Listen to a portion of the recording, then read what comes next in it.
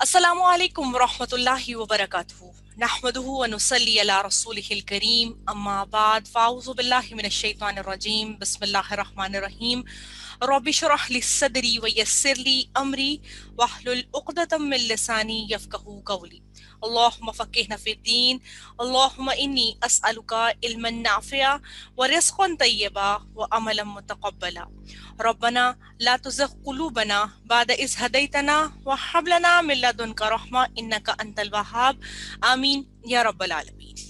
इस दुआ और उस उम्मीद के साथ कि आप लोग अपने घरों में खैर और आफियत के साथ होंगे, अल्लाह ताला हम सब पर अपना करम, फजल, रहमत, नेमत, सेहत और बरकत को नाज़िल फरमाए। अल्लाह ताला का लाख लाख दफ़ा शुक्र कि आज हमारी अल्हम्दुलिल्लाह 4th क्लास है ये, जिसमें हम सूरह बकरा का अल्हम्दुलिल्लाह आगाज कर चुके। और उसमें अगर आप थोड़ा सा जहन के ऊपर जोर दें तो हम अल्हम्दुलिल्लाह जो है 2 ग्रुप्स के बारे में पढ़ चुके थे। यानी आगाज हुआ सूरह अल बकरा का और उसके बाद जो है हमने 2 ग्रुप्स के बारे में पढ़ा। एक थे मुत्तकीन की सिफात के बारे में हमने पढ़ा और एक पढ़ा कुफार के बारे में।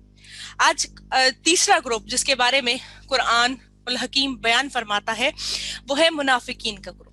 इसको पढ़ते हुए आप उस दौर के मुनाफिकीन के बारे में मत सोचिएगा, बल्कि ये सोचिएगा कि ये सिफात जो है वो कितनी हमारे अंदर आजकल के दौर में, या हमारे नहीं बल्कि मेरे अंदर, यानी मैंने जब कल रात को भी मैं इस चीज के लिए पढ़ रही थी और हर दफा पढ़ती हूँ तो मैं कहती हूँ ये सारी क्वालिटीज शायद मेरे लिए अल्लाह तबारक व तआला ने बयान फरमाई। तो ये तमाम तर चीजें इसको सोच के पढ़िएगा। कुरान बेहतर तौर पर उस वक्त समझ आता है जब हम उस चीज को जो हम पढ़ रहे होते हैं अपनी ऊपर लागू करके देखते हैं, क्योंकि ये कुरानुल हकीम हमारे लिए अल्लाह तबारक व तआला ने नाजिल फरमाया है और इसका बुनियादी उन्वान जो है वो इंसान है। आगाज कर रहे हैं, बिस्मिल्लाहिर रहमानिर रहीम। आज की हमारी आयत नंबर फ्रॉम 8 to 20 इंशाअल्लाहुल अज़ीज़ चलेगी, क्योंकि ये 3rd ग्रुप जो है मुनाफिकीन के सिफात का, जिसमें 2 तरह के मुनाफिकीन का जिक्र आएगा, एक अमली मुनाफिकीन और एक एतकादी मुनाफिकीन। अभी पहले इस चीज को क्लियर कर लेते हैं। अमली मुनाफिकीन वो थे जिन्होंने रसूलुल्लाह सल्लल्लाहु अलैहि वसल्लम के मक्का में आने के बाद उन्होंने ज़ाहिरी तौर पर तो हाल हुलिया मुसलमानों का बना लिया था, लेकिन क्या था, वो लोग मानने वाले नहीं थे। वो दरपर्दा जो थे वो या तो कुरैश मक्का के साथ मिले हुए थे या फिर वहां पर रहने वाले मौजूद यहूद और नसारा के साथ मिले हुए थे, और वो उनसे तरह तरह की बातों को पूछ कर आते थे और उसके बाद क्या करते थे, वो उसी तरीके से प्लानिंग्स किया करते थे, जिसकी डिटेल फर्दर इंशाअल्लाहुल अज़ीज़ कुरानुल हकीम में मदनी सूरह मुबारका के अंदर हम पढ़ते जाएंगे। अच्छा, उसके साथ साथ दूसरे जो थे वो थे एतकादी मुनाफिक। एतकादी मुनाफिक वो लोग थे जो कि ऑलरेडी से मुसलमान थे, जैसे यहूद और नसारा, और वो मदीना में आबाद थे। गिरदो नवाह में ज्यादातर यहूद आबाद थे। अच्छा, उन लोगों का काम ये था कि उन लोगों को तौरात और ज़बूर और इंजील में आखिरी नबी यानी नबी आखिरुज़्ज़मा जो थे उनके बारे में मालूम था, उनके बारे में उनको आइडिया था कि वो आने वाले हैं, और वो इस इंतजार के अंदर थे कि किसी तरीके से, यानी कि जो नजूल उनका होने वाला है वो बनी इसराइल के अंदर होगा। हजरत याकूब अलैहिस्सलाम जो थे उनका लकब जो था वो बनी इसराइल था। उनसे जो औलाद आई जिसमें अंबिया अलैहिमुस्सलाम आते रहे, एक चेन चलती रही, इस वजह से उनका ख्याल था कि ये हमारे में ही नबी आएंगे, और वो अहले इलाका को डराया भी करते थे कि देखो हम दोबारा गलबा पा जाएंगे जब हमारे अंदर वो नबी आ जाएंगे। तो उन्होंने क्या किया कि उन्होंने जब आए नबी अकरम सल्लल्लाहु अलैहि वसल्लम, तो उन्होंने क्या किया, झुटलाना शुरू कर दिया। उन्होंने जब झुटलाया तो नतीजा क्या हुआ कि तरह तरह की उन्होंने प्लानिंग करना शुरू कर दी कि नबी जो है वो बनी इसराइल में क्यों नहीं आए, बनी इस्माइल में क्यों आए। हजरत इब्राहीम अलैहिस्सलाम के दूसरे साहबजादे हजरत इस्माइल अलैहिस्सलाम की औलाद में जो हजरत इब्राहीम की दुआ से नबी अकरम सल्लल्लाहु अलैहि वसल्लम सिर्फ वो वाहिद नबी जो मबूस किए गए, बाकी उनके जो दूसरे साहबजादे थे हजरत इसहाक अलैहिस्सलाम, उनकी पूरी की पूरी औलाद मुबारका के अंदर जो है वो तमाम तर अंबिया जो है वो नाजिल होते रहे। ठीक है, अब आ गई कि असल में निफाक होता क्या है। आगाज इसलिए पहले डिटेल कर रही हूँ ताकि जो है जब हम पढ़ें तो हम आहिस्ता आहिस्ता उस चीज को समझते जाएं कि क्या चीज है, और फिर असल में हमने जो चीज देखनी है वो ये देखनी है कि हमारे अंदर वो सिफात हैं कि नहीं है। सबसे पहली चीज, ईमान महज आरजुओं और तमन्नाओं और ख्वाहिशात का नाम नहीं है। ایمان وہ ہے جس سے آپ کا دل اس کو تسلیم کرتا ہے، زبان اس کی کا اظہار کرتی ہے، اور بعد میں آنے والی راہ کے اندر تمام تر جو مشکلات ہیں آپ ان کا سامنا کرتے چلے جاتے ہیں، اور یہی چیز اللہ رب العزت جو ہے اس کو پسند فرماتے ہیں۔ جبکہ منافقت جذبات کی ایک ایسی کیفیت کا نام ہے جس کے اندر ظاہر اور باطن کے اندر فرق ہوتا ہے، کیونکہ جذبات کے اندر خواہشات نفس اور دیگر تمام تر چیزیں شامل ہو جاتی ہیں، جس کی وجہ سے کیا ہوتا ہے کہ ہم بہت ساری چیزیں جو ہیں ان کے اندر ملوث ہو کے اصل چیز سے ہٹ جاتے ہیں۔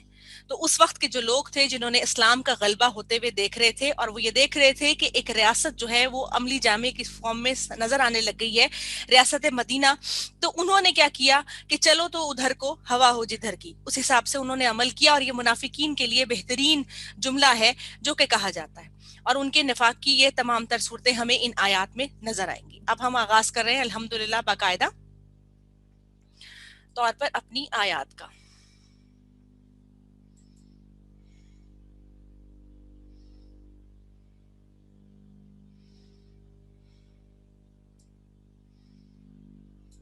آیت نمبر 8 سے ہمارا جو ہے اس ان آیات کا جو ہے وہ ٹھیک ہے۔ بسم اللہ الرحمن الرحیم۔ وَمِنَ النَّاسِ اور بعض لوگوں میں سے مَن یقولو جو کہتے ہیں آمنا ایمان لائے ہم باللہ اللہ تعالیٰ پر، وبالیوم الآخری اور آخری دن پر، وما ہم بمؤمنین نہیں ہیں وہ ایمان لانے والے۔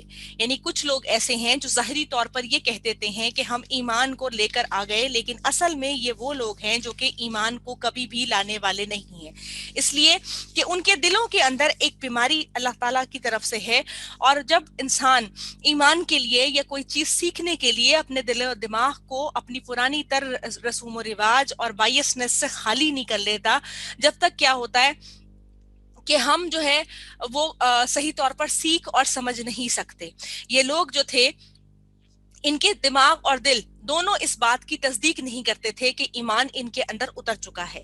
دل میں ایمان اگر نہ ہو اور مگر زبان اس ایمان کا صرف اظہار کر رہی ہو تو یہ کفر نفاق کہلاتا ہے۔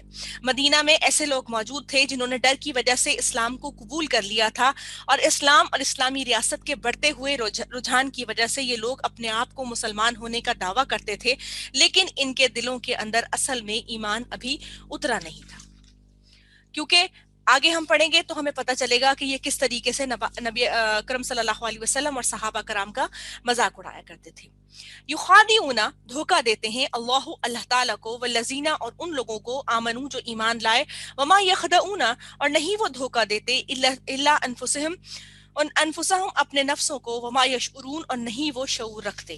وہ یہ سمجھتے ہیں کہ درپردہ جو ان کی ایکٹیویٹیز ہیں یہ بعد میں، اور جو ہم الحمدللہ آگے بڑھتے جائیں گے تو ہمیں پتہ چلے گا کہ کس طریقے سے ہر موقع پر انہوں نے اللہ اور اس کے رسول کو دھوکہ دینے کی کوشش کی۔ جیسے جو ہے غزوہ حنین کے موقع پر یہ لوگ مال غنیمت کو لوٹنے کے لیے در پہ ہو گئے، غزوہ تبوک کے اوپر انہوں نے جانے سے انکار کر دیا۔ اسی طریقے سے حضرت عائشہ صدیقہ رضی اللہ تعالیٰ عنہ کے اوپر تہمت لگانے میں یہی منافقین تھے جو سر فہرست تھے، اور انہوں نے طرح طرح کا پروپیگنڈا کیا۔ اس کے علاوہ بھی نبی اکرم صلی اللہ علیہ وسلم کی خدمت اقدس میں حاضر ہو کر جب بھی کسی بھی خدمات کو عملی جامہ پہنانے کی بات آتی تھی تو سب سے پہلے یہ درپردہ منافقین ہوتے تھے جو پیچھے ہٹ جایا کرتے تھے، اور یہ لوگ کیا کرتے تھے جب اسلام کے عروج کے دن ہوتے تھے تو یہ کہتے تھے کہ دیکھو ہم تو تمہارے ساتھ ہیں، اور اسی طریقے سے بعد میں یہ لوگ پیچھے ہٹ جایا کرتے تھے۔ تو یہ لوگ اصل میں یہ سمجھتے ہیں کہ یہ اللہ رب العزت کو دھوکہ دیتے ہیں، حالانکہ اللہ تعالیٰ تو ظاہر اور باطن کو جاننے والا ہے۔ وہ وہی الہی کے ذریعے سے نبی اکرم صلی اللہ علیہ وسلم کو تمام تر باتوں کو بیان فرماتا ہے کہ ان کی فریب کاریوں سے صحابہ کرام اور رسول اللہ صلی اللہ علیہ وسلم آگاہ رہیں۔ یوں اس طرح سے یعنی یہ ہوا کہ ان کی فریب کاریوں سے نبی اکرم صلی اللہ علیہ وسلم جب آگاہ رہتے ہیں تو پھر کیا ہوتا ہے، ان کی چال سے بچ جاتے ہیں، اور پھر یہ ہوا کہ یہ لوگ نفس کے مارے ہوئے ہیں، یہ ایمان لانے کے بعد اصل میں کیا کرتے ہیں، جھٹلاتے ہیں۔ پہلی صفت ہم نے دیکھا کہ فرمایا گیا کہ وہ لوگ ایمان لانے والے نہیں ہیں، اور دوسری صفت آ گئی کہ وہ لوگ شعور نہیں رکھتے ہیں۔ فی قلوبہم ان کے دلوں میں مرض ہے، فزادہم اللہ تو زیادہ کر دیا انہیں اللہ تعالیٰ نے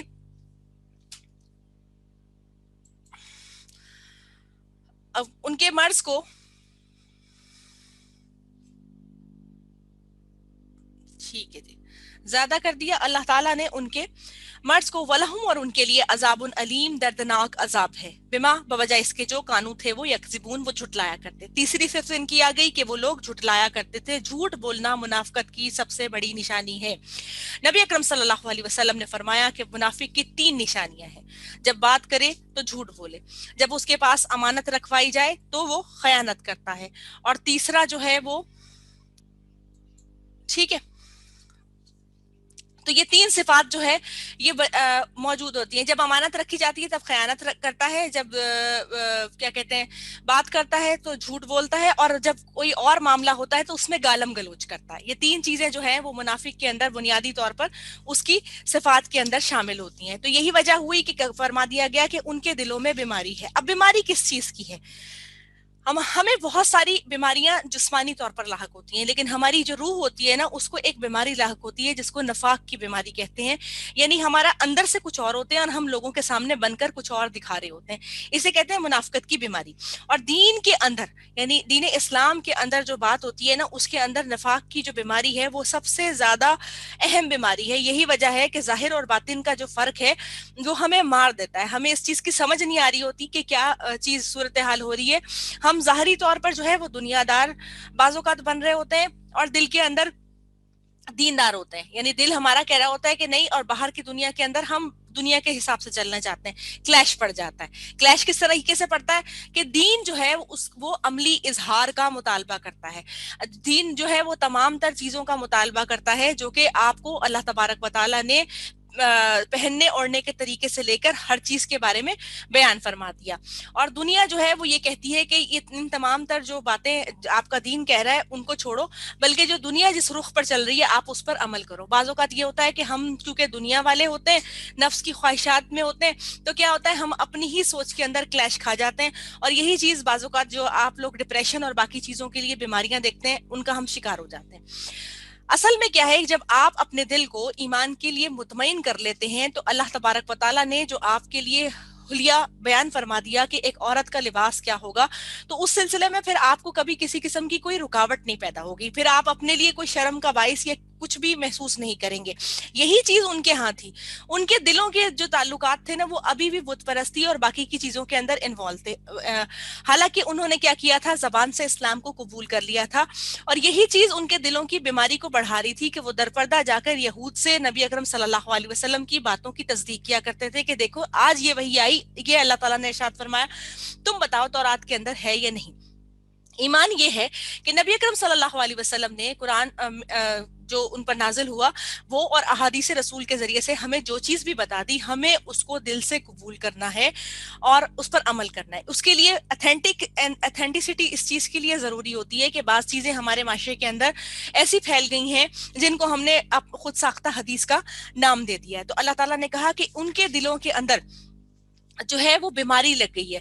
اور کیا ہے پھر اس بیماری نے ان کے لیے کیا کیا, یہ بیماری اتنی بڑی کہ ان کی سماعت بصارت جو انسان کو سچائی کی طرف لے کر جاتی ہیں اس سے انہوں نے ان کو محروم کر دیا. اور پھر کیا ہوا کہ وہ ان کے لیے دردناک عذاب ہے, اور وہ اس وجہ سے ہے کیونکہ وہ جھوٹ بولتے ہیں. کیونکہ اللہ تعالیٰ نے ان کے جو شعور حاصل کرنے والی جو تمام تر اعضاء تھے نا ان کو ہی مکمل طور پر بند کر دیا, یعنی ختم کر دیا, ان پر مہر لگا دی. اب وہ نہ سن سکتے ہیں نہ سمجھ سکتے ہیں, ان کے دل سخت ہو گئے ہیں.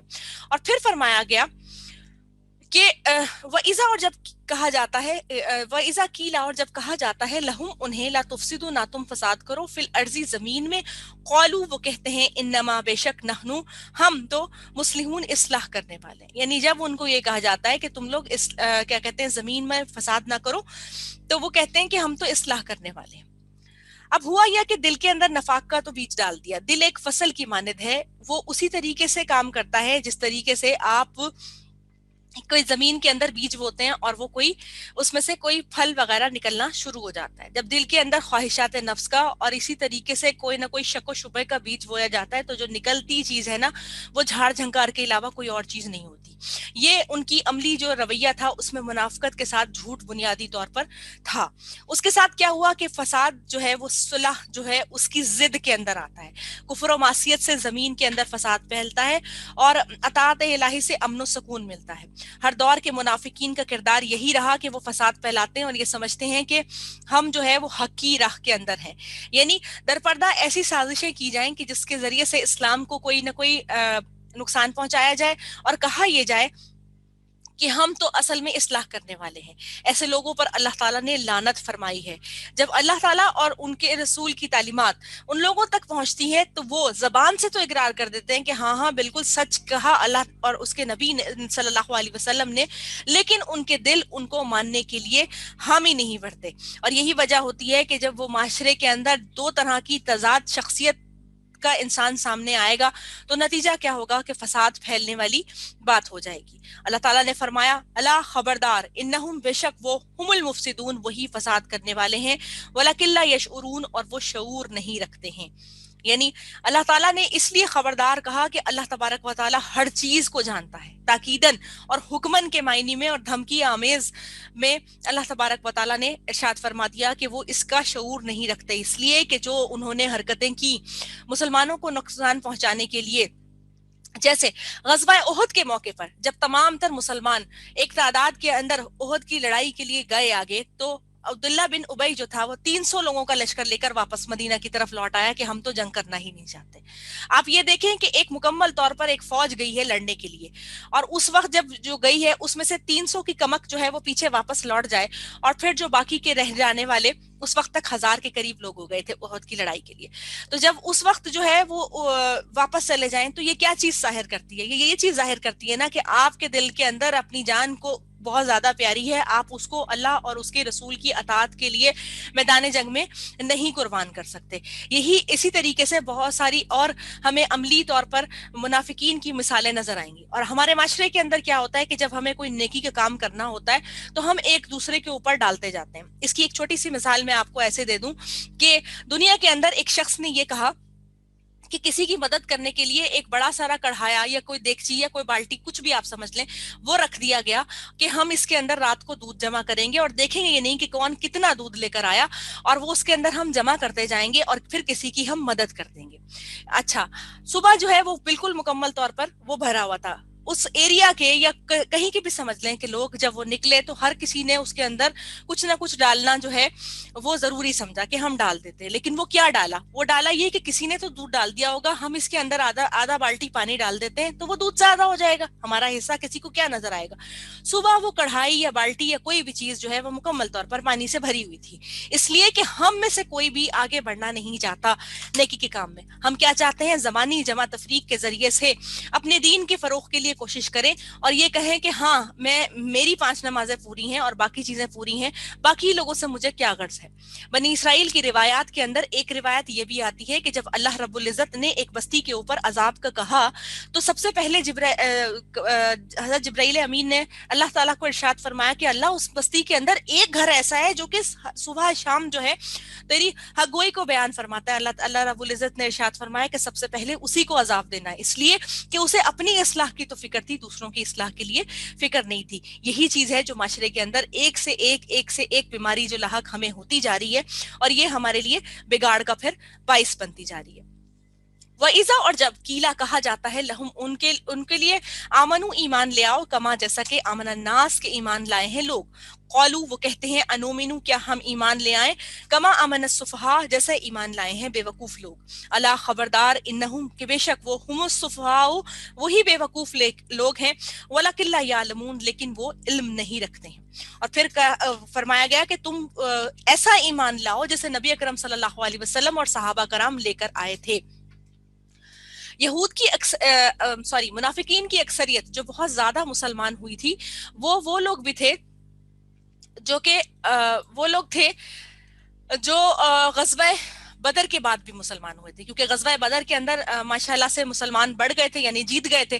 اس کے بعد انہوں نے کہا کہ اب تو غلبہ ملنے کا وقت آ گیا ہے تو اب جو ہے ہم کسی طریقے سے ان کے ساتھ شامل ہو جاتے ہیں کیونکہ یہ ترقیوں کی راہ پر گامزن ہے.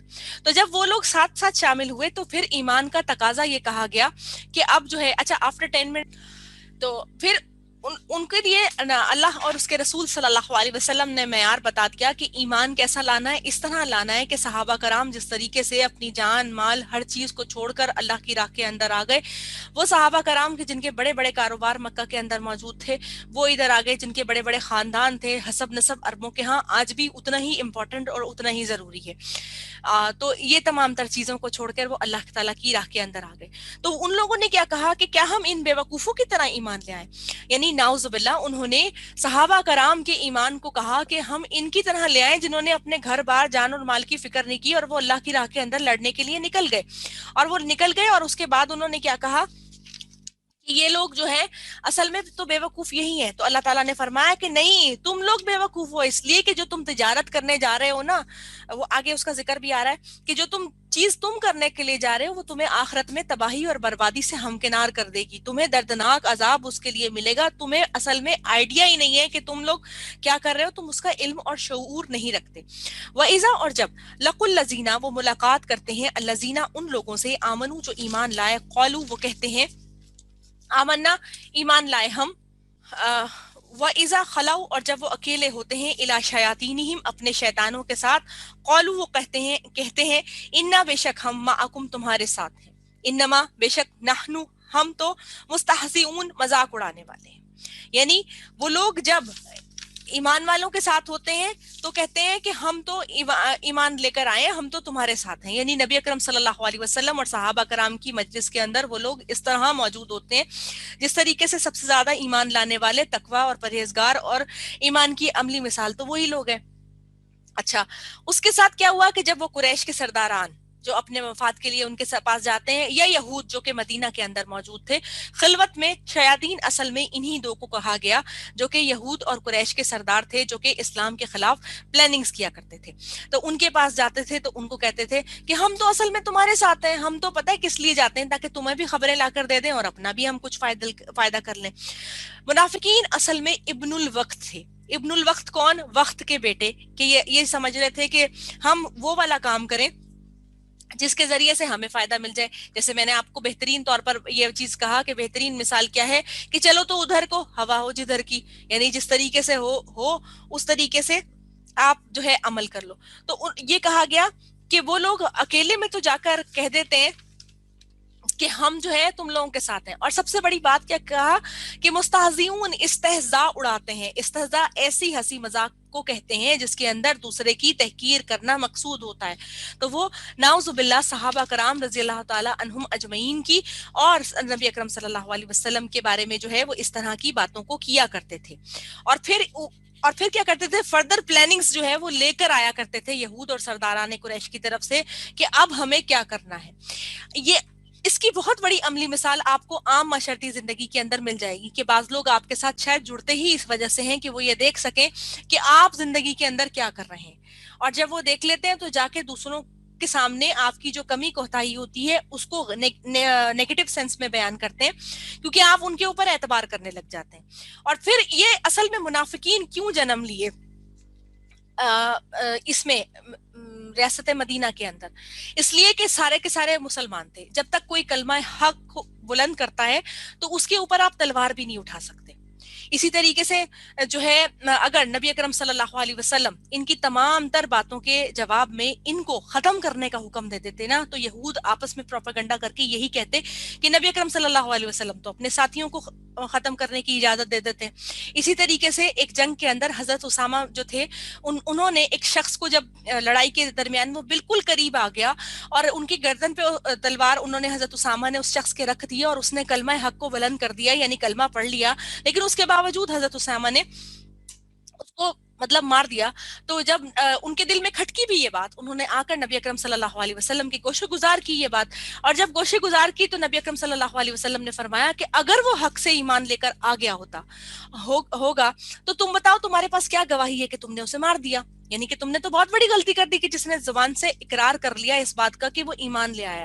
حضرت اسامہ کہتے ہیں کہ اللہ کے نبی نے مجھے یہ فرمایا کہ اسامہ اس وقت تو کیا کرے گا جب وہ کلمہ پڑھتا ہوا کھڑا ہوگا اور اپنے ایمان کی گواہی دے گا. اور اس طرح سے نبی اکرم صلی اللہ علیہ وسلم نے تکرار کے ساتھ اس کو کہا کہ حضرت اسامہ کہتے ہیں کہ میرا دل کیا کہ نبی اکرم صلی اللہ علیہ وسلم خاموش ہو جائیں. تو یہ جو تیسرا گروہ جو تھا یہ ریاست مدینہ کے اندر اس لیے بھی آیا تھا کہ کوئی ایسا آبجیکشن تھا ہی نہیں کہ ان کو ختم کر دیا جائے. اللہ رب العزت نے نبی اکرم صلی اللہ علیہ وسلم کو وحی کے ذریعے سے تمام تر حالات کی آگاہی دے دی تھی، لیکن کیا تھا، ان کو ختم نہیں کیا جا سکتا تھا. اور سب سے بڑی بات جو مجھے سمجھ آتا ہے نا وہ یہ کہ میرے جیسے مسلمانوں کو بھی سمجھانا ضروری تھا کہ دیکھو تم بھی انہی کی صفات لیے ہوئے ہو، ایمان کے دعوے دار تو ہو لیکن عملاً عمل نہیں کرتے، بس ظاہری طور پر نماز روزہ کر کے یہ سمجھ لیتے ہو کہ بہت زیادہ جو ہے وہ ایک پوری پروگریس رپورٹ بھر دی ہے. لیکن اللہ رب العزت کے ہاں جب وہ چیزیں پہنچیں گی نا تو ان نمازوں کے اندر کتنے وسوسے، کتنے خیالات اور کتنی چیزیں ہوں گی یہ اللہ رب العزت ہی زیادہ بہتر طور پر جانتا ہے، اس لیے کہ وہ ظاہر اور باطن کو جاننے والا ہے. اور پھر اس کے بعد جو ہے فرمایا گیا اللہ تعالیٰ یستخزی مذاق اڑاتا ہے بہم ان کا ویمدہم اور وہ ڈھیل دے رہا ہے ان کو فی طغیانہم ان کی سرکشی میں یا مہون وہ بھٹکتے پھرتے ہیں. اللہ تعالیٰ نے فرمایا کہ اللہ تعالیٰ اصل میں ان کا مذاق اڑا رہا ہے اور وہ ڈھیل دے رہا ہے ان کو ان کی سرکشی میں اور وہ اسی کے اندر بھٹکتے پھر رہے ہیں. اللہ تبارک و تعالیٰ کیسے مذاق اڑا رہا ہے؟ نبی اکرم صلی اللہ علیہ وسلم نے خود اپنے لیے بھی یہ دعا فرمائی اور ہمیں بھی سکھایا کہ اے اللہ تعالیٰ میرے دل کو نفاق سے پاک کر دے، آمین. اور پھر اصل میں اللہ تبارک و تعالیٰ ان لوگوں کے ساتھ مذاق کر رہا ہے، اس کا مطلب یہ ہوا کہ جس طریقے سے وہ مسلمانوں کے ساتھ مذاق کر رہے ہیں اسی طریقے سے اللہ تعالیٰ بھی ان کے ساتھ ایسا معاملہ کر رہا ہے. کیسے کہ وہ یہ سمجھتے ہیں کہ وہ بہت زیادہ جو ہے کیا کہتے ہیں اچھا کام کر رہے ہیں اور مذاق اڑا رہے ہیں اور طرح طرح کی کوششیں اور کاوشیں کر رہے ہیں اسلام کو نیچا دکھانے کے لیے. حالانکہ جب ان کا کفر اور نفاق مکمل طور پر مسلمانوں کے سامنے آتا ہے تو نتیجہ کیا نکلتا ہے، وہ اور مسلمانوں کے سامنے ذلیل اور خوار ہوتے چلے جاتے ہیں. یہی وجہ ہے کہ اللہ تعالیٰ فرماتا ہے کہ جس طرح کی وہ حرکتیں کر رہے ہیں اس کا شعور ان کو بالکل بھی نہیں ہے کہ وہ اپنے آپ کو جہالت کی اتھا گہرائیوں کے اندر اور گناہ کی اتھا گہرائیوں کے اندر لے کر جا رہے ہیں. اولئک یہی وہ لوگ ہیں الذین جنہوں نے اشتراؤ خرید لی الضلالۃ گمراہی کو بالہدی ہدایت کے بدلے، فما ربحت تو نہ فائدہ مند ہوئی تجارتہم ان کی تجارت، وما کانوا اور نہ تھے وہ مہتدین ہدایت پانے والے. اس آیت مبارکہ میں ایک چیز بڑی واضح طور پر ہمیں پتہ چلی کہ ہم جو ایمان لیتے ہیں، ایمان جو ہم اصل میں لے کر آتے ہیں اللہ رب العزت کی ذات اقدس پر، وہ ہم کیا کرتے ہیں، وہ اللہ کے ساتھ ہم تجارت کرتے ہیں. تجارت میں کیا ہوتا ہے، کچھ دو اور کچھ لو، یعنی کوئی چیز بیچی اور بعض اوقات کوئی چیز خرید بھی لی یا فائدہ بھی اس کے لیے اٹھا لیا. ایمان اصل میں کیا ہے؟ ایمان زبان کے اقرار اور دل کے تسلیم کرنے کا نام ہے، اور اس کے بعد اپنے آپ کو اللہ رب العزت کے حضور جو ہے وہ مکمل اطاعت کے لیے جھکا دینے کا نام.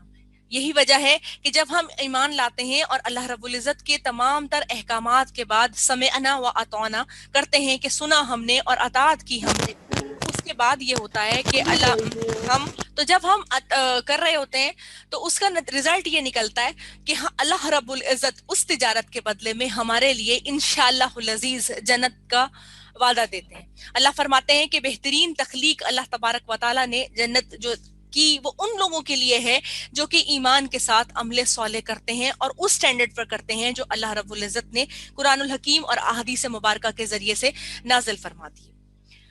تو یہ لوگ جو دکھاوے کا اصل میں ایمان لے کر آئے اور حقیقت میں یہ سمجھتے ہیں کہ یہ لوگ جو ہے مسلمانوں کے ساتھ ہیں، اصل میں کن کے ساتھ ہیں؟ یہ شیاطین کے ساتھ ہیں. یہ یہود اور نصارہ کے ساتھ اور قریش مکہ کے سرداران کے ساتھ ہوتے ہوئے بھی اپنے نفسوں کے غلام بھی ہیں، کیونکہ ان کے نفس ان کو اس اطاعت پر عمل کر کے اور صحیح معنوں پر اللہ کی اطاعت کے لیے نہیں کہتے جو کہ اصل میں ان سے کہا جا رہا ہے. تو پھر کیا ہوا کہ جو لوگ نیکی کے راستے پر چلتے ہیں تو اللہ تعالیٰ اس تجارت کے بدلے میں ان کو بہترین صلہ دنیا میں بھی عطا کرتے ہیں اور آخرت میں بھی عطا کرتے ہیں. اسی لیے ہمیں جو دعا سکھائی گئی وہ کیا سکھائی گئی؟ بسم اللہ الرحمن الرحیم، ربنا آتنا فی الدنیا حسنۃ وفی الآخرۃ حسنہ وقنا عذاب النار، کہ یا اللہ مجھے دنیا کے اندر بھی بھلائی عطا فرما اور مجھے آخرت کی بھی بھلائی عطا فرما اور مجھے آگ میں کے عذاب سے بچا لے. تو یہ کیا چیز ہے؟ یہ وہی تجارت ہے جو ہم اللہ رب العزت سے اپنے ایمان کے بدلے میں کر رہے ہیں. اور انہوں نے کس کے بدلے میں؟ ہدایت کے بدلے انہوں نے گمراہی کو انہوں نے لیا، خریدا، اور اس کے اندر وہ چل رہے ہیں. اور وہ تجارت انہیں کہاں لے کر جائے گی؟ وہ جہنم کے گڑھے کے اندر انہیں لے کے جائے گی. اسی بات کے لیے اللہ تبارک و تعالیٰ نے اس سے پچھلی آیت مبارکہ کے اندر ارشاد فرمایا کہ اللہ ان کے ساتھ مذاق کر رہا ہے، یعنی ڈھیل دے رہا ہے ان کو کہ کر لو دنیا کے اندر. دنیا کے اندر بہت ساری چیزیں ایسی ہوتی ہیں جس میں ہمیں نظر آ رہا ہوتا ہے کہ یہ تو بہت ڈھیل دیے جا رہے ہیں. وجہ کیا ہوتی ہے؟ جب بھی کسی چیز کی ڈھیل یا رسی دراز ہونا شروع ہو جائے تو سمجھ لیجئے گا کہ اب اس کا وقت اختتام بہت زیادہ قریب ہے. کبھی بھی جب ظلم حد سے زیادہ بڑھ جاتا ہے تو اللہ تبارک و تعالیٰ ایک ایسے ہستی کو، ایسی شخصیت کو نازل فرماتا ہے یا درمیان سے کھڑا کر دیتا ہے جو اس تمام تر چیزوں کو کلا کما کر دیتا ہے. آج کل آپ معاشرے کے اندر جو بچیوں کے ساتھ ہونے والے ظلم و ستم کو بھی دیکھ رہے ہیں. انشاءاللہ العزیز اللہ رب العزت ضرور ایک ایسے شخص کو، ایک ایسی چیز کو ضرور دیں گے، کیونکہ انسان جو ہے وہ اپنے فرائض سے نکل چکا ہے. انسان کو تو عقل نہیں ہے نا، کیونکہ ہمیں صرف اور صرف اپنا گھر بچانے سے صرف غرض ہوتی ہے. دوسرے کے گھر میں کیا ہو رہا ہے یا باہر کیا ہو رہا ہے اس کے لیے تو ہمیں کچھ بھی نہیں کرنا ہوتا. تو یہ تمام تر چیز یعنی بیچ میں انکلوڈ اس لیے کر رہی ہوں کہ معاشرے کی بات جب تک ہم نہیں کریں گے، اپنے اوپر اس چیز کو امپلیمنٹ نہیں کریں گے، ہمیں منافقین کی صفات بھی سمجھ نہیں آئیں گی. یہ ہمارے اندر کی ہی منافقت ہے. تو اسی لیے کہہ دیا گیا کہ انہوں نے ہدایت کے بدلے گمراہی کو خرید لیا ہے. اور یہ جو انہوں نے تجارت کی ہے نا، اس تجارت کا فائدہ صرف ایمان والوں کو ہوگا، کیونکہ انہوں نے ہدایت کی تجارت کی اور انہوں نے کس کی؟ گمراہی کی. مثلہم، مثال ان کی، کمثل الذی، مثال اس کی شخص کی جیسی ہے، استوقد، جس نے جلائی، نارن، آگ کو، فلما، پھر جب، اضاءت، اس نے روشن کر دیا، ما حولہ، ماحول اس کا، ذہب اللہ، لے گیا اللہ تعالیٰ، بنورہم، نور ان کا، وترکہم، اور اس نے چھوڑ دیا انہیں، فی ظلمات، اندھیروں میں، لا یبصرون، نہیں وہ دیکھ پاتے ہیں. اور پھر اس کے بعد اللہ تبارک و تعالیٰ نے ارشاد فرمایا اعتقادی منافقین کا جو کہ موجود تھے. اس سے پہلے اب تک کی جو آیات الحمدللہ ہم نے آیت نمبر 8 to 16 پڑھی، اس کے اندر جو منافقین کی صفات ہمارے سامنے آئیں وہ کیا تھیں؟ وہ یہ صفات تھیں کہ وہ دھوکہ دیتے ہیں، ماننے والے نہیں ہیں، شعور نہیں رکھتے، ان کے دل بیمار ہیں، وہ جھوٹ بولتے ہیں، فساد کرتے ہیں، علم نہیں رکھتے، ابن الوقت ہیں، ہدایت نہیں پانے والے، اور مذاق کرتے ہیں.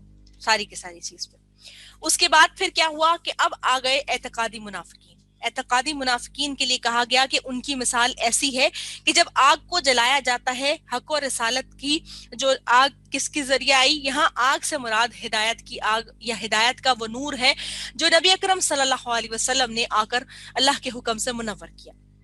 حضرت عبداللہ بن مسعود رضی اللہ تعالیٰ عنہ ارشاد فرماتے ہیں، صحیح البخاری میں ان آیات کی تفسیر کے اندر آتا ہے کہ نبی اکرم صلی اللہ علیہ وسلم جب مدینہ تشریف لائے تو کچھ لوگ تو مسلمان ہو گئے لیکن پھر جلد ہی منافق ہو گئے.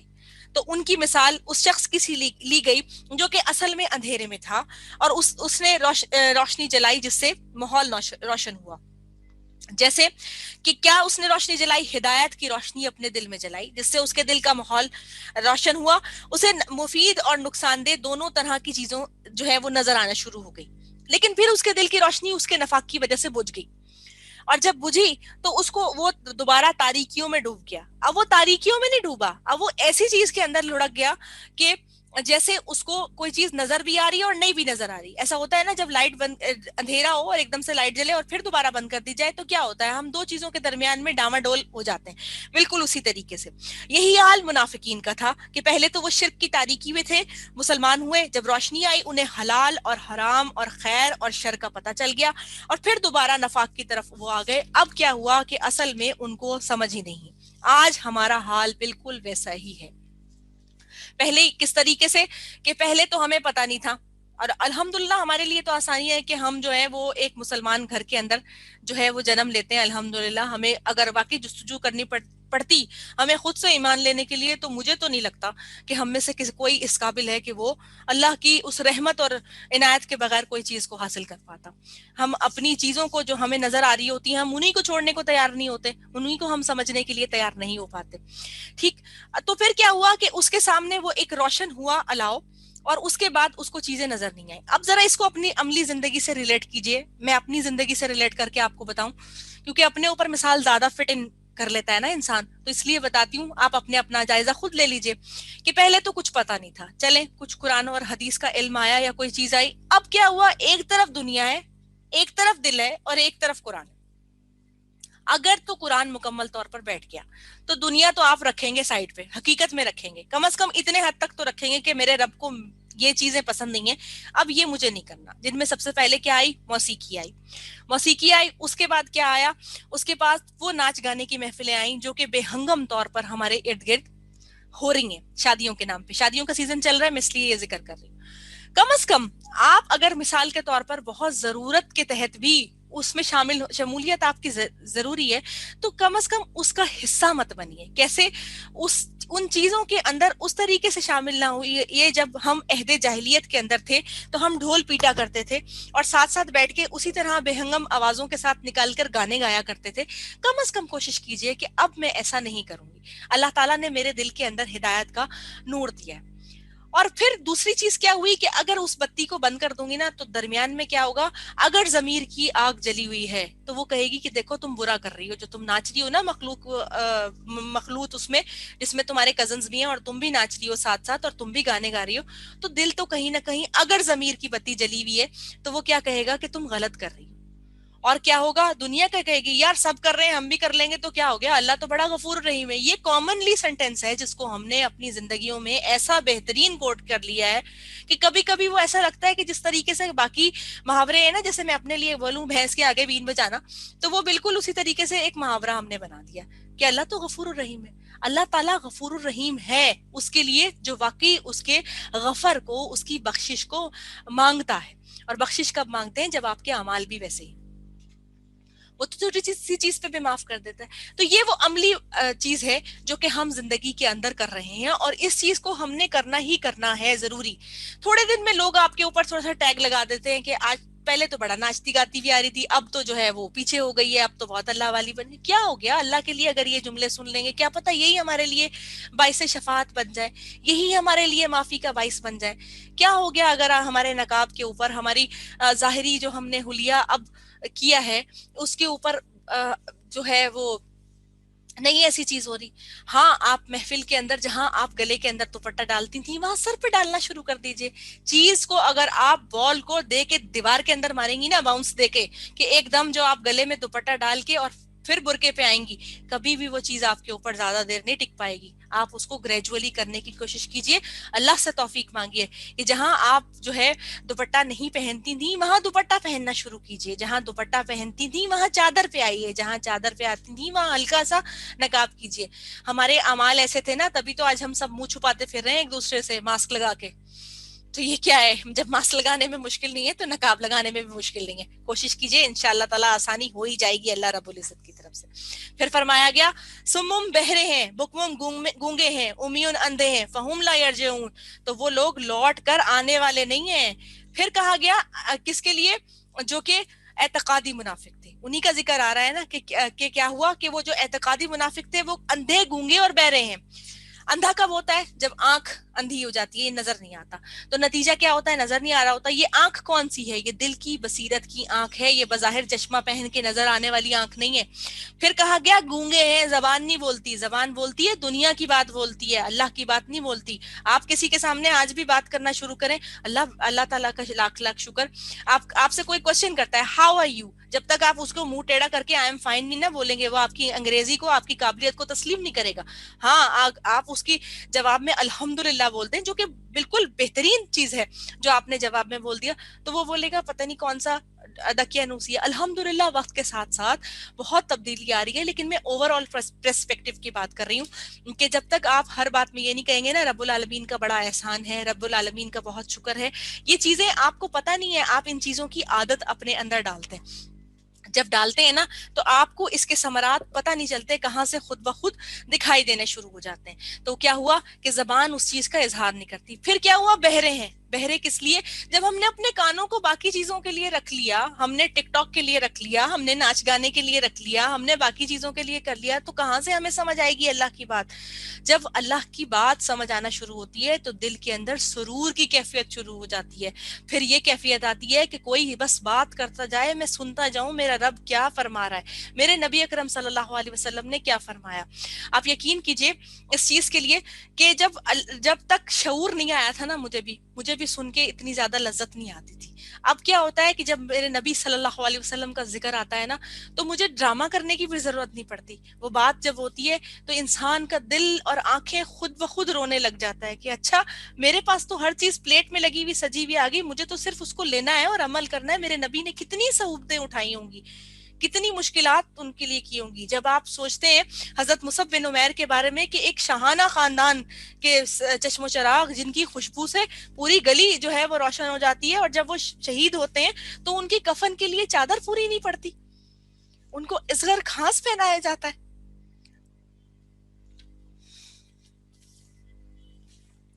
تو چیزیں تکلیف دینے لگتی. تو اللہ نے فرمایا کہ ان کے دلوں کے اندر مہر لگا دی گئی, ان کی کانوں کو, ان کی آنکھوں کو, ان کی سماعتوں کو بند کر دیا گیا, اس لیے کہ تعصب نے, باقی دنیا کی چیزوں نے مکمل طور پر ان کو روک لیا تھا. یہی وجہ تھی کہ مدینے میں جو یہود تھے ان کے ساتھ بھی یہ ہوا کہ ان کے اندر تعصب اس چیز کا پایا جاتا تھا کہ نبی جو ہے وہ بنی اسرائیل میں سے کیوں نہیں آیا, بنی اسماعیل میں سے کیوں آیا.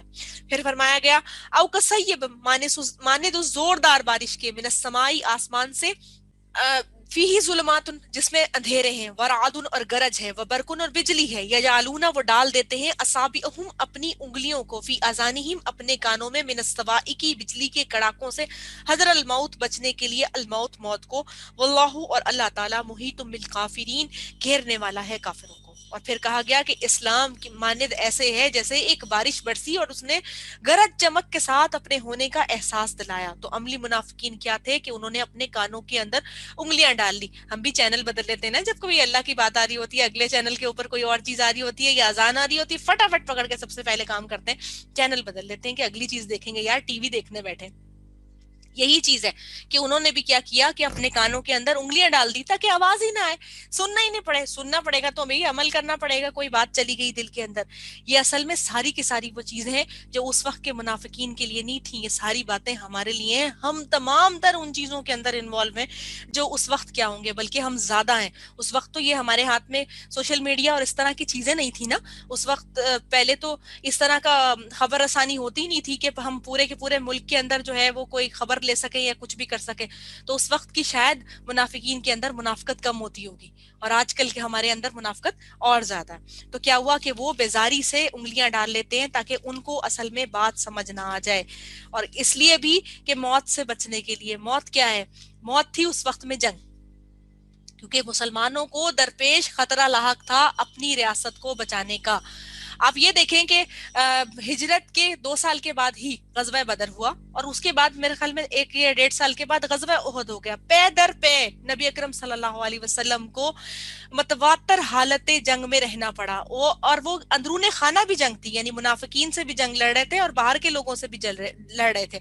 حتیٰ کہ جب 10 ہجری کے اندر مکہ فتح ہوا ہے, اس وقت تک امن اس وقت جا کے ملا ہے. صلح حدیبیہ تک بھی شدید, جو صلح حدیبیہ ہوئی ہے 8 ہجری کے اندر, اور 6 ہجری میں غزوہ تبوک ہوا ہے, 7 ہجری میں غزوہ حنین ہوا ہے.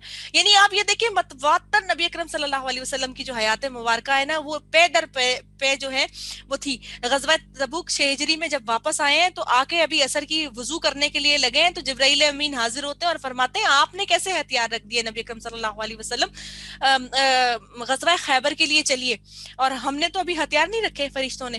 تو نبی اکرم صلی اللہ علیہ وسلم اعلان فرماتے ہیں کہ یہاں سے وضو کر لیجئے, خیبر جا کے ہم نماز ادا کریں گے. تو اسی وقت چلے گئے. آپ یہ دیکھیں کہ وہاں پر جنگ نہیں ہوئی تبوک کے اندر, صحرا کے اندر کھڑے رہے ہیں, لیکن جو رومن امپائر سے جنگ کے لیے خبریں مل رہی تھی وہاں بھوک پیاس کے عالم کے اندر کھڑے رہے, واپس پلٹ کے آئے ہیں 6-8 دنوں کے اندر, اور بہت کم لوگ گئے. اور پھر اس کے بعد جب آگے پہنچے تو اس کے بعد خیبر کے لیے جانا تھا. تو یہ وہ چیز تھی جس سے موت کے لیے یہ لوگ ڈر رہے تھے. تو یہ کہا گیا یہ جو موت کے لیے جو ڈر رہے ہیں نا, یہ اسی وجہ سے لیے ڈر رہے ہیں کہ موت تو سر پہ کھڑی تھی ایمان والوں کے, ان کو اپنے ایمان کا جو ہے وہ پورا کرنا تھا. بعض صحابہ کرام تو وہ تھے جنہوں نے ابھی اسلام قبول کیا تھا, اور مہینہ 2 مہینہ یا کچھ ہی عرصہ کے بعد جب ہم دیکھتے ہیں تو انہوں نے جام شہادت نوش فرما لیا. اللہ تعالیٰ نے ان کے اگلے پچھلے تمام گناہوں کو معاف فرما دیا. تو موت کے سائے تو اس وقت مکمل طور پر تھے, اور اللہ فرماتا ہے کہ یہ چیز کافروں کو گھیر لینے والی تھی. اور پھر فرمایا گیا یقعد البرق, قریب ہے کہ بجلی کی چمک, یختفو اچک لے ابصارہم, ان کی نگاہوں کو. یعنی بجلی کی چمک کس چیز کی, جو ایمان کی روشنی ہے وہ ان کی نگاہوں کو اچک لے. کلما, جب کبھی, اضاء لہم, وہ روشن کرتی ہے ان کے لیے, مشوفی, وہ چل پڑتے ہیں اس میں, وَإِذَا, اور جب ازلما, وہ اندھیرا کر دیتی ہے, علیہم, ان پر, قومو, کھڑے ہو جاتے ہیں. وَلَوْ شَاءَ, اور اگر چاہے اللہ تعالیٰ, لَذَهَبَ بِسَمْعِهِمْ, لے جائے ان کے کان, وَأَبْصَارِهِمْ, ان کی آنکھیں. ان اللہ, کہ بے شک اللہ تعالیٰ, علی کل شیء قدیر, اوپر ہر چیز کے قدرت رکھتا ہے. اللہ نے فرمایا کہ بجلی کی چمک ان کی نگاہوں کو خیرہ کر دے. کون سی چمک؟ جو اسلام کی چمک تھی, جو کہ جب یہ لوگ آتے تھے نا تبوک کے بعد, تو بہت سارے منافقین آ گئے تھے کھڑے ہو کے. غزوہ تبوک کے اندر تو بعض صحابہ کرام نے بھی تھوڑا سا کہا کہ ہم چلے جائیں گے, اور بعد میں پھر ان کے لیے بہت ایک مشہور واقعہ آتا ہے حضرت کعب کا, کہ انہوں نے اس وقت تھوڑی سستی کی, وہ گئے نہیں. تو 40 دن تک ان سے صحابہ کرام نے اور نبی اکرم صلی اللہ علیہ وسلم نے بات نہیں فرمائی تھی, حتیٰ کہ 23ویں دن تو ان کے گھر والوں کو حکم دے دیا گیا تھا, ان کی زوجہ کو, کہ آپ نے ان سے بات نہیں کرنی. حضرت قعب بن ابی مالک, آئی تھنک ان کا نام ہے, رضی اللہ تعالیٰ عنہ, تو انہوں نے یہ والی چیز کی تھی. اور پھر یہ 40 دن کا غزوہ تھا, یعنی کہ غزوہ تبوک جو تھا. تو یہ کہا گیا کہ جب جو ہے انہوں نے, جب ان کے پاس اسلام کی روشنی آتی ہے تو ان کی آنکھیں اچک لیتی ہے, اور جب یہ روشنی ہوتی ہے نا, جب مال غنیمت بٹنا شروع ہوتا ہے تو یہ سب سے پہلے ساتھ کھڑے ہو جاتے ہیں لینے کے لیے. اور پھر کیا ہوتا ہے, جب اندھیرا ہوتا ہے تو یہ پیچھے کھڑے ہو جاتے ہیں. اور اگر اللہ چاہے تو ان کے ان اعمال کی وجہ سے ان کے کانوں کی سماعت کو لے جائے اور ان کی آنکھوں کو لے جائے. اور اللہ ہر چیز پر قدرت رکھتا ہے, یعنی اللہ تبارک و تعالی ہر چیز جو ہے وہ جاننے والا ہے کہ کون کس طرح کے عمل کر رہا ہے. اب آپ اس کو عام زندگی کے اندر ریلیٹ کر کے دیکھیے کہ جب آپ کسی فائدہ مند حالت کے اندر ہوتے ہیں تو آپ کا اسلام کے ساتھ, یعنی ہمارے دین کے ساتھ رویہ کیا ہوتا ہے. کیا تو آپ جو ہے صرف جو ہے مشکل کے وقت کے اندر اللہ رب العزت کو پکارتے ہیں, اور پھر جو سجدے میں بیٹھ کے بس اللہ اللہ اللہ ہو رہی ہوتی ہے, یا عام حالات زندگی کے اندر آپ اس چیز کو اپنے اوپر امپلیمنٹ کر لیتے ہیں کہ جب کوئی اچھی چیز مجھے ملے گی تو میں اللہ کی راہ کے اندر شکرانے کے لیے بھی کچھ دوں گا اور سجدہ شکر بھی ادا کروں گا. اب وہ سجدہ شکر آپ کا کسی بھی طریقے سے ہو سکتا ہے, ایک تو سجدہ شکر ہو گیا, اور اس کے بعد شکرانے کے لیے آپ نے اللہ کی راہ کے اندر کچھ نہ کچھ دیا بھی, یہ بھی آپ کا ایک شکر کا ذریعہ ہو گیا. اور اسی طریقے سے جو ہے بعض لوگ ہماری دنیا کے اندر سمیت ہم بھی, شاید ہم بھی یہی والا کام کرتے ہوں کہ کسی کے اچھے حالات کے اندر تو ہم جا کے مل لیتے ہوں گے, اور کسی کے برے حالات کے اندر ہم نہیں ملتے ہوں گے. لازمی ہم دوسروں کو کہہ رہے ہیں, لوگ ہمارے بارے میں بھی شاید یہی والی رائے رکھتے ہوں گے. تو یہ چیز ہے. تو انہوں نے بھی یہی کیا تھا کہ جب اسلام کا ظہور ہو رہا تھا, اسلام پھیل رہا تھا, جب غزوہ حنین کے اندر بھی بہت مال اسباب آنے لگا اور باقی بھی اس طرح سے آنے لگا, تو انہوں نے کیا کیا, ساتھ شامل ہونا شروع کر دیا. اور بعد میں کیا ہوا, وہ مکمل طور پر پیچھے کھڑے ہو کر دیکھنے لگے. تو اللہ نے کہا کہ اگر اللہ چاہے تو ان سے سب کچھ چھین کے لے جائے, اس لیے کہ اللہ ہر چیز پر قدرت رکھتا ہے. اس یہاں تک مکمل کرنے کے بعد جو آج کی ہماری آیات تھی, ہم نے ان 3 گروہوں کے بارے میں مکمل طور پر پڑھ لیا جن کا ذکر قرآن الحکیم میں اللہ تبارک و تعالی متعدد مقامات پر ارشاد فرمائیں گے. ٹھیک ہے. اور اس کے ساتھ ساتھ جو بات ہوئی وہ یہ ہوئی کہ اب جو ہے اپنی زندگی کے اندر سے ہمیں مثال خود ڈھونڈنی ہے کہ کہاں کہاں ہم اس میں فٹ ان بیٹھتے ہیں, ہم کہاں کہاں اس چیز کو دیکھ رہے ہیں اپنی زندگی میں کہ کیا میرے اندر یہ تمام تر چیزیں موجود ہیں. جیسا کہ بات کرے تو جھوٹ بولے, اور پھر کیا ہو کوئی چیز کرنے لگے تو دھوکہ دے, پھر अकल और शऊर ना हो, दिल के अंदर निफाक की बीमारी हो, और झूठ क्या कहते हैं, फसाद करने के, यानी चुगलखोरी, फसाद करना, किसी की बात को बेकार में आगे फैला देना, और फिर मजाक उड़ाना, और फिर वक्त के हिसाब से अमल करना कि अब वक्त हुआ हुआ है तो रमजान में जितने हम नेक हुए हुए होते हैं इतने तो आम जिंदगी में भी नहीं हुए हुए होते ना। तो इस तरह की तमाम तर जो सूरत हाल है, ये मैं आपको नहीं कह रही, मैं अपने आप को भी कह रही हूँ कि हम जितनी नेकी का जज्बा उस वक्त हो रहा होता है तो वो आम रूटीन में नहीं होते। उसकी बुनियादी सबसे बड़ी वजह आपको मैं बात बताऊं, रमजान में आपको मस्जिदें क्यों भरी हुई नजर आती हैं? इसलिए कि सब लोग जा रहे होते हैं ना, तो नेकी करने का शौक भी बढ़ रहा होता है। इस शौक को उभारने के लिए हमें खुद अपने इतराफ में ऐसा माहौल बनाना है कि एक टीम वर्क करना है। और ये सबसे पहले इसका आगाज कैसे होगा? अपने घर से होगा। जब पूरा घर नमाज पढ़ेगा ना, तो मेरे बच्चे ही मुझे आके बोलेंगे कि उठे अम्मी, आपने नमाज नहीं पढ़ी, आप बैठी हुई हैं, आपने क्यों नहीं पढ़ी? जब मैंने पढ़ ली होगी तो मैं बच्चों को आवाज दूंगी, फिर उसके बाद क्या होगा, फिर शौहर को आवाज दूंगी, फिर उसके अलावा घर में और लोग मौजूद होंगे, उनको कहूंगी कि नहीं, आप सबने नमाज पढ़ ली, फिर खुशी खुशी खुशी हो गए।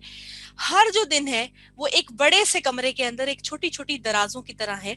जैसे एक बड़े से कमरे में जो हमारी जिंदगी का वक्त है, वो क्या हुआ, वो दराजों पे मबनी है, जिसके जरिए से क्या हुआ कि हम उसके अंदर अपनी चीजों को रखते जाते हैं, और वो दराज दोबारा नहीं खुलती, वो लॉक हो जाती है। वो एक दफा जो हो गई बंद, तो वो आप जिंदगी में आपका दिल करेगा कि जो है मैं बचपन में जाऊं और मैं देख के आऊं कि किस तरीके से मैंने कोई अच्छी चीज की थी या मैं खेला करती थी। कभी ऐसा हुआ कि हम पलट के वापस जा सके? हम तो कभी भी नहीं जा सकते। यही वो चीजें हैं जिनके वजह से हम क्या करते हैं, हम कुछ ना कुछ जो कर रहे हैं अभी अभी अभी उसी ताहाल के अंदर हमें करना है। तो आज की आयत तो अल्हम्दुलिल्लाह यहाँ तक मैंने मुकम्मल कर ली। आपका कोई सवाल इससे रिलेटेड हो तो अब आप मुझसे कर सकते हैं, और ये भी मुझे बता सकते हैं कि आपको कोई बात समझ आई या नहीं आई, या सारी की सारी ऊपर से गुजर गई। ये सारी की सारी आप चीज मुझे बता सकते हैं, और मुझे इस फीडबैक का इंतजार रहता है ताकि मैं अपनी इस्लाह कर सकूं कि कहीं कोई ऐसी चीज है जो मैं बता नहीं पा रही आपको। बता दीजिए प्लीज, और नहीं है तो भी बता दीजिए, फिर हम एंड कर लेंगे। इंशाअल्लाह अज़ीज़ जिंदगी बखैर रही तो फिर हम अगले हफ्ते मिलेंगे। जज़ाकुमुल्लाह खैर, अगर आपको बहुत अच्छा समझ आया तो।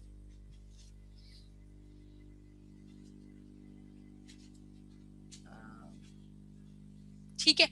अच्छा, इसके साथ जो करने वाला काम जो होता है वो ये है कि हम में से हर एक को इन बाकी के आने वाले जो नेक्स्ट हमारी अल्हम्दुलिल्लाह सेशन होगा, इससे पहले पहले हम अपने दिलों के अंदर तमाम चीज़ों को खुद देखें कि हम कहाँ जो है कमी कोताही का शिकार है। किसी को बताने की ज़रूरत नहीं होती, इसलिए कि हर बंदे ने अपना मुहासबा भी खुद करना है और अल्लाह को जवाबदेही भी खुद करनी है। तो ये चीज़ है कि जो है वो तमाम तर चीज़ें हम खुद समझ लें, और उस पर फिर क्या है कि जो हमें कमी कोताही नजर आती है उस पर अब अमल करने की जो है। अच्छा सॉरी यार, ये मेरे से गलती हो जाती है कि मैं स्क्रॉल नहीं डाउन कर पाती और आपको फिर वो आयत नजर नहीं आती। नहीं, ये मेरी गलती वाकई है। इंशाल्लाह ताला आइंदा मैं ध्यान रखूंगी। बाज़ों का ऐसा होता है कि मैं 2 आयत आगे चली जाती हूँ और मैं स्क्रॉल डाउन नहीं करती उसको, सॉरी, मैं माजरत खाऊं आपसे। अच्छा, तो मैं ये बात कर रही थी कि हमें जो है वो खुद करना है। इस सिलसिले में आप ये कीजिएगा कि असर के साथ तो हम नवाफिल नहीं पढ़ सकते, मगरिब के बाद आप 2 नफिल पढ़िएगा, मैं भी इंशाअल्लाह अज़ीज पढ़ूंगी, और उसमें अल्लाह रब्बुल इज्जत से अपने दिल के नफाक को खत्म करने के लिए दुआ मांगिएगा। ये जो हम सलातुल हाजत पढ़ते हैं ना, सलातुल हाजत आप कभी भी पढ़ सकते हैं। वो कैसे पढ़ी जाती है कि रूटीन में आपने कोई भी सूरह मुबारका लेकर और जो है 2 नफिल पढ़ लिए, और उसके बाद आपने अल्लाह ताला से गिड़गिड़ा कर दुआ मांगी।